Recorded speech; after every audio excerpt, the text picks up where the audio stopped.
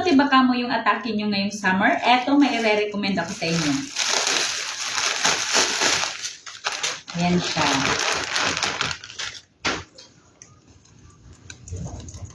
Eto siya. Di ba ang cute?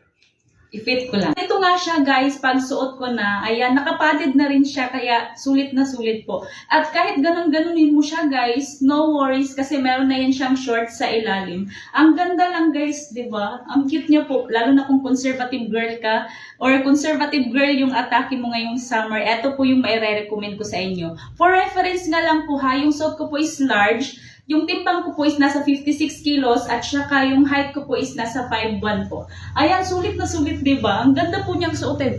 Protektado pa po yung arms natin kasi nga hanggang dito po yung sleeves niya. Ayan, kompleto na yung outfit mo ngayong summer. Ayan guys, yung link natin andyan sa baba, i-check nyo po kung magkano po siya, affordable lang po.